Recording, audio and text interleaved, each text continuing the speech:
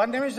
ಈಗ ಕೇಂದ್ರ ಸರ್ಕಾರದ ವಿರುದ್ಧ ರಾಜ್ಯ ಸರ್ಕಾರದ ಹಣ ದುರುಪಯೋಗ ಮಾಡಿಕೊಂಡು ಈ ರೀತಿ ಅಪಪ್ರಚಾರ ಮಾಡಿದ್ರೆ ಕೇಂದ್ರ ಮತ್ತು ರಾಜ್ಯದ ಒಂದು ಒಳ್ಳೆ ಬಾಂಧವ್ಯ ಹೆಂಗೆ ಉಳಿಲಿಕ್ಕೆ ಸಾಧ್ಯ ಇದೆ? ಇವ್ರದ್ದು ಏನಾರದ ಟೀಕೆ ಮಾಡೋದಿದ್ರೆ ತಮ್ಮ ಪಕ್ಷದಿಂದ ಕೊಡ್ಲಿ ಬಿಟ್ಟು, ಇವತ್ತೇನು ಸರ್ಕಾರದಿಂದ ಇವತ್ತೇನು ಅಡ್ವರ್ಟೈಸ್ಮೆಂಟ್ ಕೊಟ್ಟಿದ್ರೆ ಗ್ರಾಮೀಣಾಭಿವೃದ್ಧಿಯಿಂದ ಆ ಹಣ ಪಾರ್ಟಿಯವರು ಕೊಟ್ಟು ಅದನ್ನ ವಾಪಸ್ ಕೇಂದ್ರ ಏನು ರಾಜ್ಯ ಸರ್ಕಾರ ಪಕ್ಕಕ್ಕೆ ತುಂಬ್ಕೋಬೇಕು. ಇಲ್ಲಾಂದ್ರೆ ಗ್ರಾಮೀಣಾಭಿವೃದ್ಧಿ ಸಚಿವರು ಇದಕ್ಕೆ ಜವಾಬ್ದಾರಿ ಅನ್ನುವಂಥದ್ದನ್ನ ತಾವು ಅವ್ರಿಗೆ ನಿರ್ದೇಶನ ಕೊಡ್ಬೇಕಂತ ನಾವು ವಿನಂತಿ ಮಾಡ್ಕೋತೀನಿ. ಮಾನ್ಯ ಅಧ್ಯಕ್ಷೆ,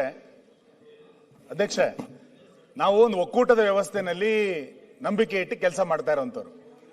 ಒಂದ್ ನಿಮಿಷ ಸರ್, ನೀವು ಮುಗಿಸಿ. ಇವಾಗ ಒಕ್ಕೂಟದ ವ್ಯವಸ್ಥೆ ನಂಬಿಕೆ ಇದೆ, ನಮ್ಗೆ ಕೊಡ್ಬೇಕಾಗ ಹಣ ಕೊಡೋದಿಲ್ಲ, ನಮಗೆ ಸುಪ್ರೀಂ ಕೋರ್ಟಿನ ಹಣ ತರಬೇಕಾಗ್ತದೆ. ಅವಾಗ ಒಕ್ಕೂಟದ ವ್ಯವಸ್ಥೆ ನಿಮ್ಗೆ ಜ್ಞಾಪಕ ಆಗೋದಿಲ್ಲ, ಕರ್ನಾಟಕಕ್ಕೆ ಅನ್ಯಾಯ ಆಗ್ತದೆ, ಅವಾಗ ಏನ್ ಮಾತಾಡೋದಿಲ್ಲ. ಈಗ ಸಡನ್ ಆಗಿ ಒಕ್ಕೂಟದ ವ್ಯವಸ್ಥೆ ಬಗ್ಗೆ ಬಹಳ ದೊಡ್ಡ ಭಾಷಣ ಸುನೀಲ್ ಅವ್ರು ಮಾಡ್ತಾವ್ರೆ. ಸರಿ, ಬಹಳ ಸಂತೋಷ sir, very good very good. ಮೊನ್ನೆ ಪುನ್ನಣ್ಣವರು ಬಹಳ ಕೋಆಪರೇಟಿವ್ ಫೆಡರಲಿಸಂ ಅಂತ ತುಂಬಾ ಮಾತಾಡಿದ್ರಲ್ಲ, ಈ ಅಡ್ವರ್ಟೈಸ್ಮೆಂಟ್ ಅದಕ್ಕೆ ಉದಾಹರಣೆನಾ? ಒಂದ್ ನಿಮಿಷ ಬಹಳ ಎಷ್ಟೆಲ್ಲ ಅವರು ಕೋಆಪರೇಟಿವ್ ಫೆಡರಲಿಸಂ ಅಂತ ನೂರಕ್ಕೆ ನೂರು ಸತ್ಯ. ಕೇಂದ್ರ ಸರ್ಕಾರ ರಾಜ್ಯ ಸರ್ಕಾರ ಹೇಗೆ ಈ ರೀತಿ ನೀವು ಹೇಳ್ತಾ ಇದ್ದೀರಲ್ಲ,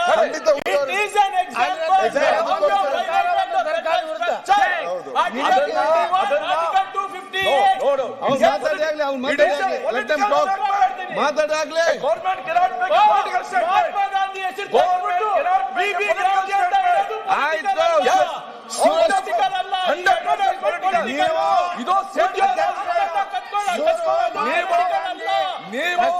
ಸುರೇಶ್ ಕುಮಾರ್ ಮಾತಾಡಿ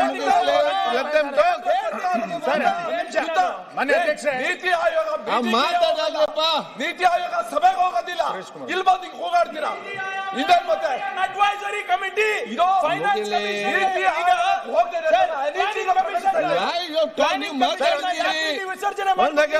ಮಾತಾಡ್ಲಿ ಮತ್ತೆ ಉತ್ತರ ಕೊಡಿ. ನೀತಿ ಆಯೋಗ ಈಗ ಪ್ಲಾನಿಂಗ್ ಕಮಿಷನ್ ಅಲ್ಲಿ ಏನೇ ಪಾಸ್ ಆದ್ರೂ ಕೂಡ ಫೈನಾನ್ಷಿಯಲ್ ಬೈಂಡಿಂಗ್ ಇರ್ತಾ ಇತ್ತು.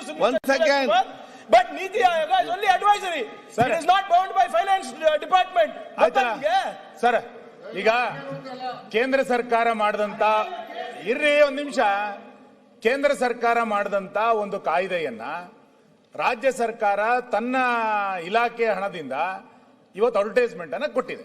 ಆಯ್ತು, ಇವರು ಅದಕ್ಕೇನೋ ಸಮರ್ಥನೆ ಮಾಡ್ಕೋತಾ ಇದ್ದಾರೆ. ನಾನು ಕೇಳ್ತೀನಿ ನಿಮಗೆ, ನಾಳೆ ರಾಜ್ಯ ಸರ್ಕಾರದ ಯಾವುದೋ ಒಂದೆರಡು ಕಾನೂನು ಬರುತ್ತೆ. ನಮ್ಮದೇ ಬೆಂಬಲಿತ ಗ್ರಾಮ ಪಂಚಾಯತಿಗಳಿದೆ, ನಮ್ಮ ಗ್ರಾಮ ಪಂಚಾಯಿತಿಯ ಜಿಲ್ಲಾ ಪಂಚಾಯಿತಿಗಳು ನಗರಸಭೆಗಳಿದೆ. ನಾವಲ್ಲಿ ರಾಜ್ಯ ಸರ್ಕಾರದ ಈ ಕಾಯ್ದೆನ ಒಪ್ಕೊಳ್ಳಲ್ಲ ಅಂತೇಳಿ ಗ್ರಾಮ ಪಂಚಾಯಿತಿಗಳು ನಗರಸಭೆಗಳು ಅಡ್ವರ್ಟೈಸ್ಮೆಂಟ್ ಹಾಕ್ಲಿಕ್ಕೆ ನಾವು ಅನುಮತಿ ಕೊಡ್ತೀರಾ? ನಾವು ಪಿಡಿಒಗಳಿಗೆ ಹೇಳಿ ಅಡ್ವರ್ಟೈಸ್ಮೆಂಟ್ ಮಾಡಿಸ್ತೀವಿ, ಒಪ್ಕೋತೀರಾ ನೀವು?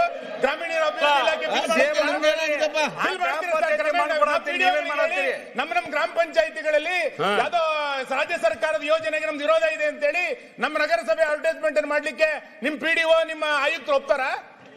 ಒಕ್ಕೂಟದ ವ್ಯವಸ್ಥೆ ಅಂದಾಗ ಒಂದಕ್ಕೊಂದು ಲಿಂಕ್ ಇದು. ನೀವು ರಾಜ್ಯ ಸರ್ಕಾರದ ಕಾನೂನನ್ನ ಯಜ್ಞ ಪುರಸಭೆ ಗ್ರಾಮ ಪಂಚಾಯಿತಿಗಳನ್ನ ಒಪ್ಕೊಳ್ಳುತ್ತಾ ಕೇಂದ್ರ ಸರ್ಕಾರದ ಕಾನೂನನ್ನು ಒಪ್ಕೋಬೇಕು. ನಿಮ್ ಪಾರ್ಟಿ ಸರ್ಕಾರ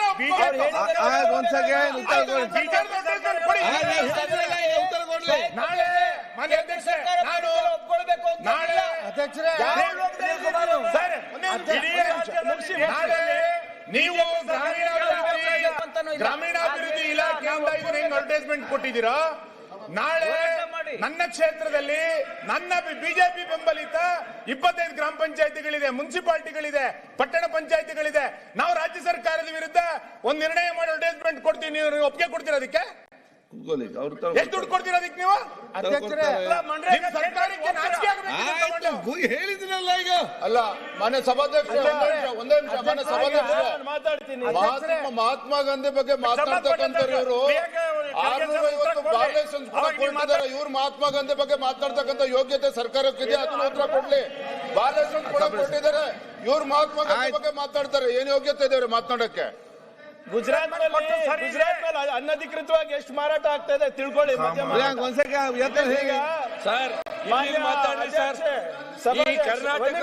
ಕರ್ನಾಟಕದ ಮಾತಾಡಿದ್ರೆ ಕರ್ನಾಟಕದ ಮಾತಾಡಿ ಸರ್.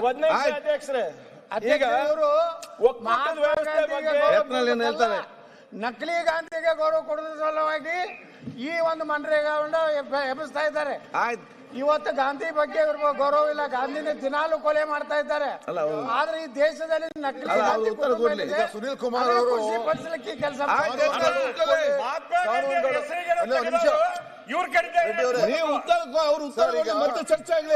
ಯಾರಾಗ್ತಾರೆ ಎಂಎಲ್ಎ ಅಭ್ಯರ್ಥಿ 2028 ಶೀಘ್ರದಲ್ಲೇ. ಪ್ರತಿದಿನ ಒಂದೊಂದು ಕ್ಷೇತ್ರದ ಟಿಕೆಟ್ ಆಕಾಂಕ್ಷಿಗಳ ಸಂಪೂರ್ಣ ಮಾಹಿತಿ ಪೊಲಿಟಿಕಲ್ ಜರ್ನಲಿಸ್ಟ್ KM ಶಿವಕುಮಾರ್ ಅವರಿಂದ. ಕರ್ನಾಟಕದ ನಂಬರ್ 1 ಡಿಜಿಟಲ್ ಮೀಡಿಯಾ ನಿಮ್ಮ ನೆಚ್ಚಿನ ಕರ್ನಾಟಕ ಟಿವಿಯಲ್ಲಿ ಮಾತ್ರ. ನೀವು ಸಣ್ಣ ಆಗ್ಬೇಕಲ್ವಾ? ಅದು ಒಂದು ಉತ್ತಮ ಆಹಾರದಿಂದ ಸಣ್ಣ ಆಗ್ಬೇಕಲ್ವಾ? ಪ್ರತಿದಿನ ನಮ್ಮ ಜೀನಿ ಸ್ಲಿಮ್ ನ ಯೂಸ್ ಮಾಡಿ ಯಾವುದೇ ಸೈಡ್ ಎಫೆಕ್ಟ್ ಇಲ್ದಂಗೆ ನೀವು ಸಣ್ಣ ಆಗ್ತೀರಾ.